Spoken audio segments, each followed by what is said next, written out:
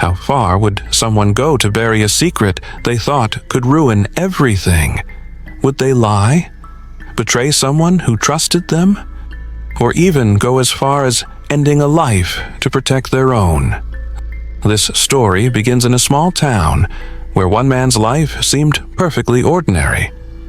Michael Hartley was a school principal, someone the community looked up to. His every move was watched and respected, his reputation spotless.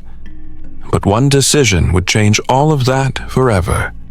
It started with a connection he should never have made. A young cheerleader, barely out of high school, caught his attention. She trusted him, saw him as a guide, maybe even someone who could help her navigate her future. But what began as a bond of trust soon crossed lines that could never be uncrossed. For months, they kept it quiet. The world around them remained oblivious, the walls of their secret intact. But secrets have a way of becoming too big to contain. A decision, a moment, and then the unexpected. A pregnancy, a truth that couldn't be ignored. The principal faced a choice: own up to what he had done or erase the evidence. He chose the latter. It wasn't a decision made in haste. It was calculated. A plan to silence the person who could destroy him, to make sure his secret would never surface. But no plan is flawless. No cover-up is perfect. He set out to rid himself of the truth. Fate had other plans. A police patrol, an observant officer, and a moment he couldn't escape. What did they see that night? What clues did they uncover? And how did a respected principal, someone everyone trusted, find himself at the center of a story that would shake the town to its core? Stay with us as we unravel the details of this shocking tale. My parents trusted him with their children's futures. Teachers relied on him for support, and students saw him as someone to emulate. He carried himself with authority, always dressed sharply and composed. To everyone around him, Michael Hartley was the definition of respectability. And then there was Emma Collins.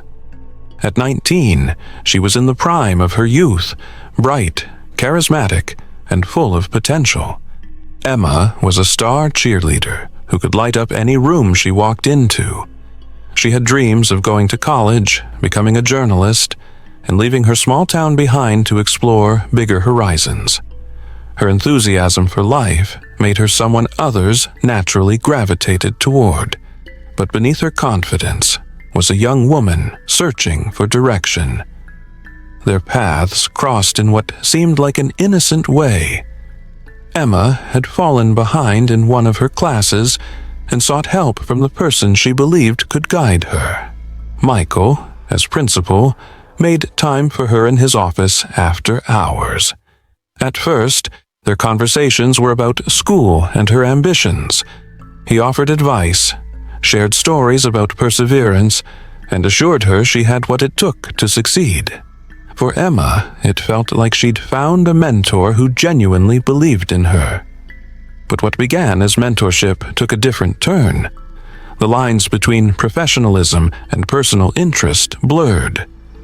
Maybe it was the long conversations, the late nights in his office, or the attention Emma craved and Michael provided.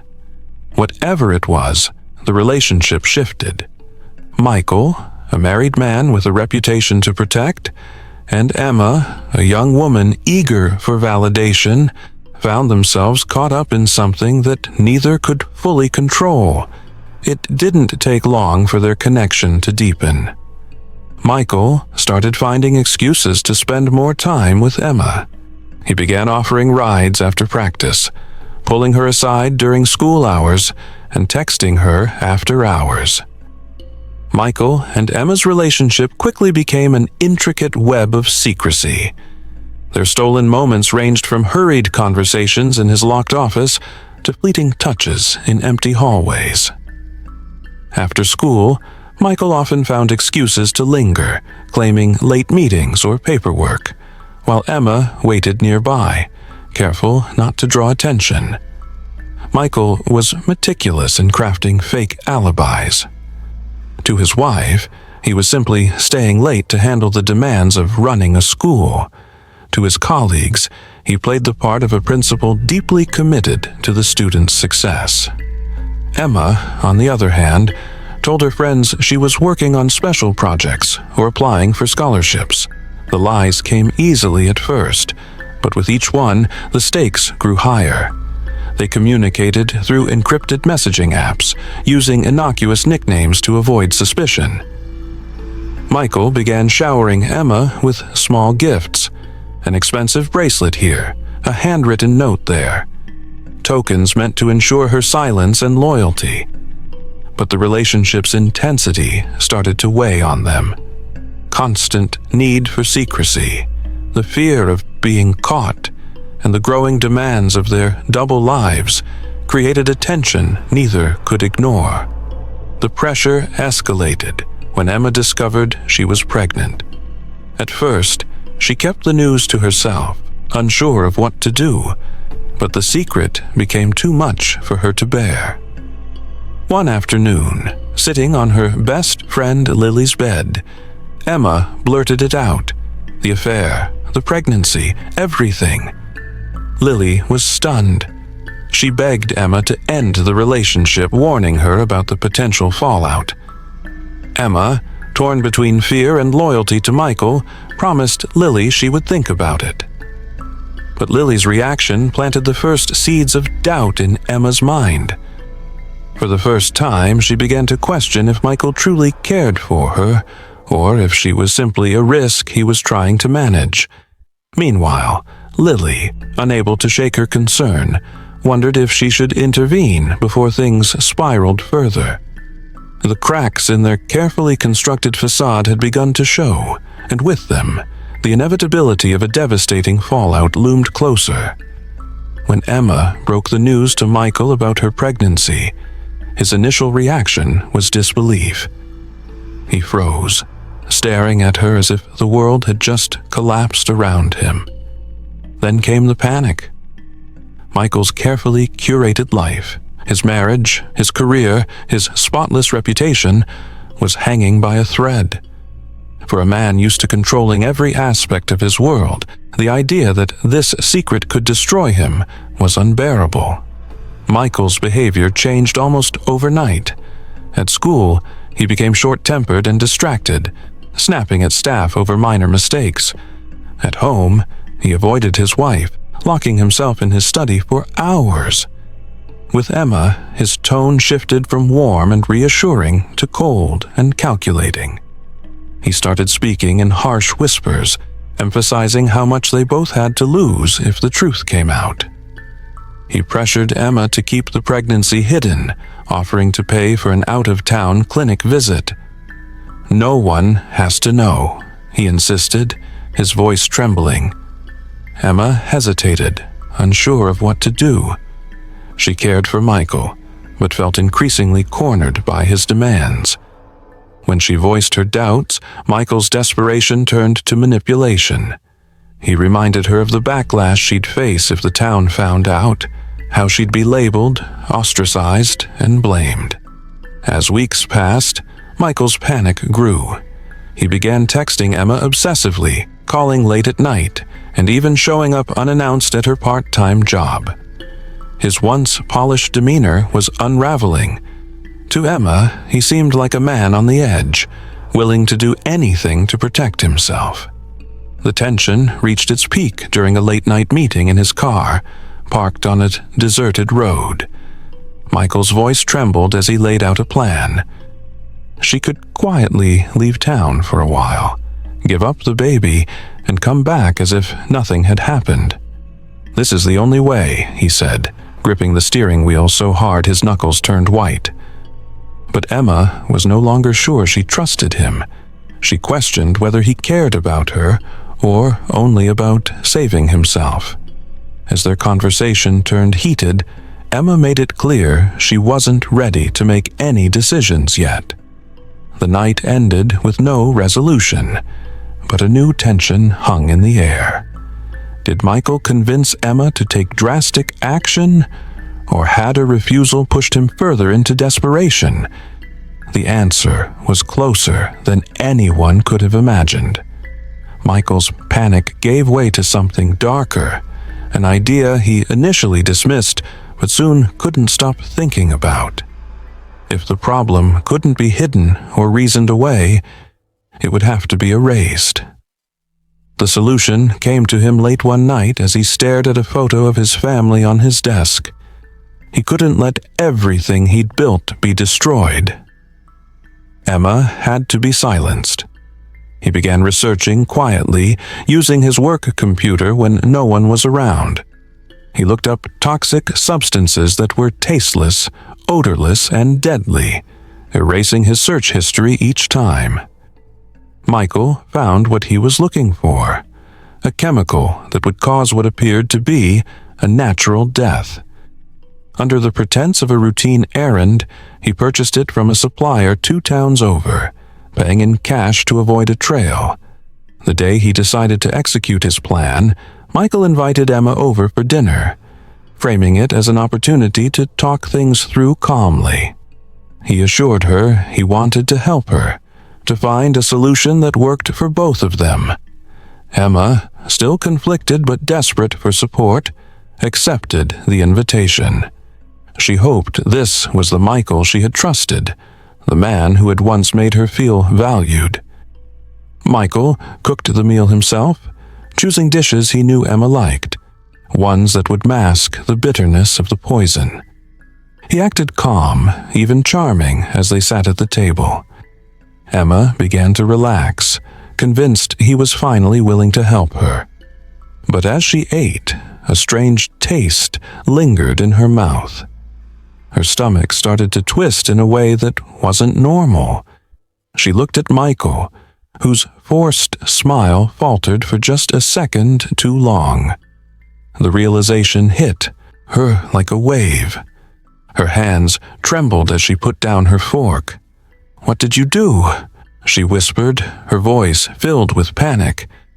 Michael froze, his facade slipping completely.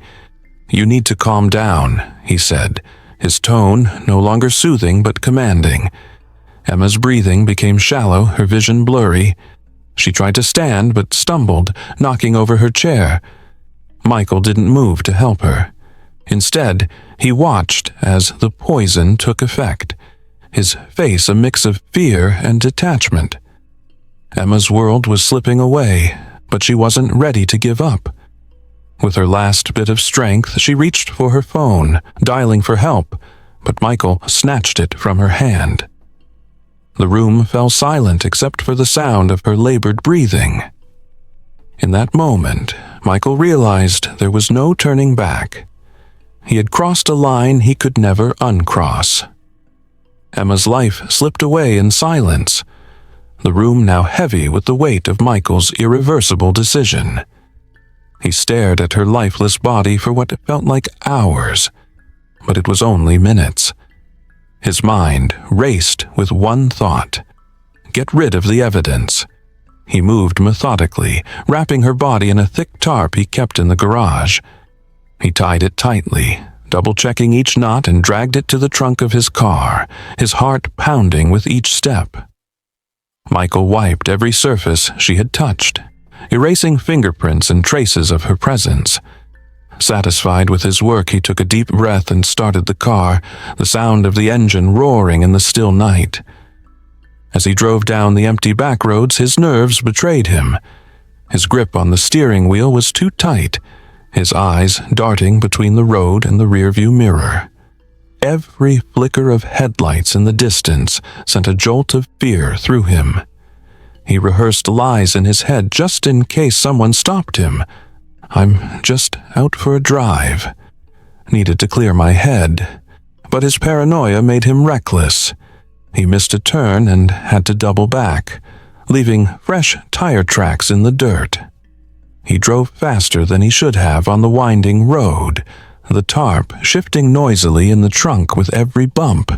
His hands were trembling, but he pressed on, heading toward a remote wooded area he'd scouted in desperation earlier that day. The road was deserted until it wasn't. In his peripheral vision, he saw another car approaching from the opposite direction. His pulse quickened. He slowed down, trying to appear calm. As the car passed, the driver glanced his way, a brief, casual look, and then drove on. It was a young man heading home after a late shift, unaware of the horror in the trunk just a feet away. Michael exhaled sharply, but the momentary relief was short-lived. He failed to notice that a corner of the tarp had slipped loose, fluttering out of the trunk like a silent flag of guilt. Pieces of dirt and fibers trailed behind the car, scattering clues he would never think to retrieve. As he neared the woods, Michael spotted another problem. The farmer, who had unknowingly passed him earlier, was now pulled over by the side of the road, inspecting his truck. Michael's headlights illuminated the farmer for a split second, and their eyes met briefly. The farmer waved him on, oblivious, but the encounter rattled Michael. What if the man remembered his face? What if he became curious about why someone was driving down this remote road so late? Michael turned off his headlights as he pulled into the trees. The truth was closer to catching up with him than he could ever imagine. Officer Daniel Hayes was driving his usual late-night patrol route, a quiet stretch of road where the most excitement was usually a stray animal or a car parked by teenagers sneaking out past curfew. The stillness of the night was familiar, almost comforting, until he spotted a car parked at the edge of a wooded area, its headlights off but faintly visible in the moonlight. Something about the scene didn't sit right with him. The vehicle, a sedan, was partially hidden by the tree line, as if the driver had tried not to be noticed. Hayes slowed his cruiser and turned on his spotlight, illuminating the car and the surrounding brush. He noticed the trunk was slightly ajar, and a loose corner of a tarp dangled over the edge. His instincts, honed by years of service, told him this was more than just a broken-down car. Hayes parked and approached cautiously, his hand resting near his holstered weapon. As he neared the vehicle, Michael Hartley appeared from the shadows, his shirt damp and his demeanor visibly strained. Michael forced a smile, raising a hand in greeting. "Evening, officer. Just, dealing with some car trouble." Hayes studied him closely. The principal's usually polished appearance was uncharacteristically disheveled. His tie loosened, his hair unkempt, and his hands visibly dirty. "Everything okay here?" Hayes asked, his tone calm but probing. Michael nodded too quickly. "Yeah, just had a flat earlier. Thought I'd check the trunk for a spare before heading home." Hayes's eyes flicked to the tarp and back to Michael. "Mind if I take a look?" he asked, his voice even. Michael hesitated, just for a second, but it was enough for Hayes to notice. "I'd really rather not hold you up," Michael said, trying to sound casual. But Hayes's suspicion was already piqued. He gestured toward the trunk. "Pop it open for me, please." Michael's hand hovered over his pocket, fumbling with the keys. His face betrayed the fear he was trying to hide. He opened the trunk slowly, and as the tarp came into full view, Hayes's stomach sank. The shape beneath it was unmistakable. "What's under there?" Hayes asked, his voice firm now. Michael stammered, searching for an answer, but none came. Hayes stepped closer, his flashlight illuminating the edges of the tarp. A flash of metal caught his eye, a bracelet peeking out from beneath the fabric. "Step back," Hayes ordered, his tone leaving no room for argument. Michael complied, his hands trembling. Hayes carefully pulled back the tarp, revealing Emma's lifeless body. The sight was undeniable, and for a moment even Hayes was stunned into silence. Michael's facade crumbled instantly.